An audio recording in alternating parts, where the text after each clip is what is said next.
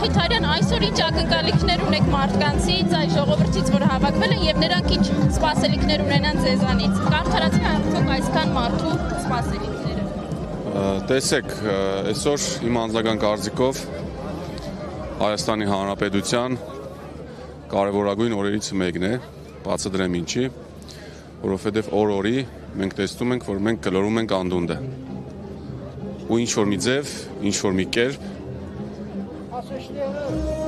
պետք է հնարավորություն ունենան կանգնեցնելու մեր ներքև ընկնելը,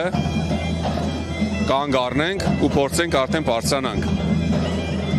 Այն ինչ որ այսօր կատարվում է Հայաստանի Հանրապետությունում, այն ինչ կատարվում է մեր տադական համակարգում, մեր իրավապահ մարմիններում, վստահ եմ նույնը չի կատարվում, նույնիսկ չգիտեմ, աշխարհի ամենավատ զարգացած, ամենաթերի զարգացած երկրներում խոսքի ազատությունը իջեցրել ենք, երևի չգիտեմ, 0 մագարտակից էլ ավելի ներքև, հրավառ ապացույցը Սամվել Կարապետյանի դեպքն է, երբ որ երկու բառի համար մարդուն 120 օրից ավելի է պահում են անազատության մեջ ու վստահ եմ դա աբորինաբար է,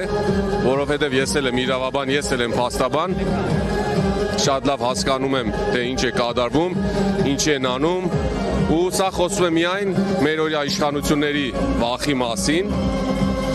Շատ մեծ հույս ունեմ, որ այս ալիքը մեծ թափ է հավաքելու, գնալու ենք առաջ, որովհետև էլի եմ կրկնում, նույնիսկ կրկային իրավիճակում մենք չենք կարող պատկերացնել, որ երկիրը կարող է գտնվել նմանատիպ վատ, նմանատիպ խղճալու իրավիճակում։ Կարծում եք մեր ձևով շարժմանը կհաջողվի անել այն, ինչ 7 տարի ընդդիմությունը չի կարող անել։ Ես շատ մեծ հույս ունեմ ու այդ հույսը կապված է ոչ թե խոսքի հետ, այլ գործի հետ, նամանավանդ այն պարագայում, երբ որ մեր գաղափարական առաջնորդը Սամվել Կարապետյանը վերջին առնվազն 15-20 տարիներին լուր ապացուցել է դա, լուր ցույց է տվել, թե ինչպես են սիրում երկիրը ու դրա համար վստահ եմ մեր մոտ ստացվելու է հասնելու լավագույն արդյունքի, որովհետև թե մեր թիմում հավաքված են իրական հայրենասերներ ու իրական պրոֆեսիոնալներ ու կարևորը կարծում եմ այստեղ ամենակարևոր բանն է, որ ցանկություն ունենք հայրենիքը փրկելու ու դա մեր մոտ հաջողվելու է։ Սամվել Կարապետյանը ձերբակալվեց եկեղեցուն աջակցություն հայտնելուց հետո, իսկ այսօր արդեն տեսնում ենք, թե ինչ է կատարվում եկեղեցու շուրջ 3-րդ բարձրաստիճան հոգևորականը կալանավորվեց, կա նաև կալանավորված հոգևորական քահանա, ինչ է կատարվելու եւ ուր է գնալու մինչեւ այս իշխանությունը։ Տեսեք, իշխանության կողմից եկեղեցուն, հայրենասերներին, ազգին հայտարարված է պատերազմ, որը մենք ամեն օր, ամեն առավոտ տեսնում ենք։ Տեսեք, հասել ենք մի կետի, երբ որ եկեղեցու դուռ են փակում, չէ՞, 1-2 օր առաջ եկեղեցու դուռ են փակել մարդկանց դիմաց։ Այս ամոթել չէ, ես չգիտեմ ինչ է, այս աբսուրդի ժանրից է։ Ու այն ինչ կատարվում է մեր Միքայել Սրբազանի, Բագրատ Սրբազանի, մեր բոլոր մյուս հոգևորականների հետ, սա խոսում է միայն մի բանի մասին։ Իշխանությունը ամեն ինչ անում է մեր ազգի, մեր հայրենիքի ազգային արժեքները նսեմացնելու համար։ Ինչքան մենք լավ մասնագետ, հայրենասեր մասնագետ, ազգանվեր մարդիկ ունենք, բոլոր այս բան կամ անազատության մեջ են, կամ բոլորի գործողություններն ու գործառույթները չափից ավել իշխանության կողմից նսեմացվում են, ու ելի եմ կրկնում, վստահ եմ, այս ամենի վերջը գալու է ու շատ շուտով գալու է։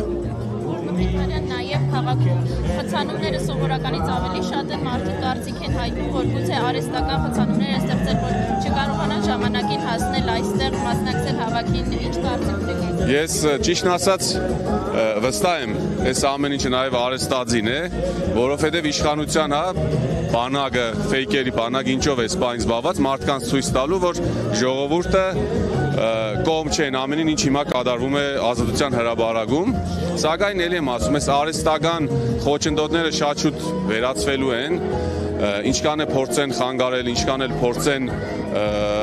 վնաս տան, միևնույն է վերջում միշտ հաղթում է բարին, միշտ հաղթում է իրենց նշած, սպիտակը, իհարկե ես չեմ ցանկանում սևերի ու սպիտակի բաժանել, բոլորս հայ ենք,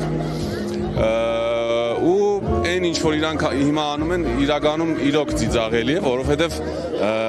ժողովրդի ալիքը, ժողովրդի ցասումը նման կերպ չի ստացվելու կանգնացել, որովհետև շատ լավ, մի օր արեցին, երկրորդ օրն արեցին, երրորդ, չորրորդ օրը նույն բանը չեն կարողանալու անել։ Մարդկանց այսօր մենք եւս մեկ անգամ ցույց ենք տալու իրական հույսը, իրական ճանապարհը, թե ինչպես պետք է Հայաստանը ծնկի եկած վիճակից կանգնի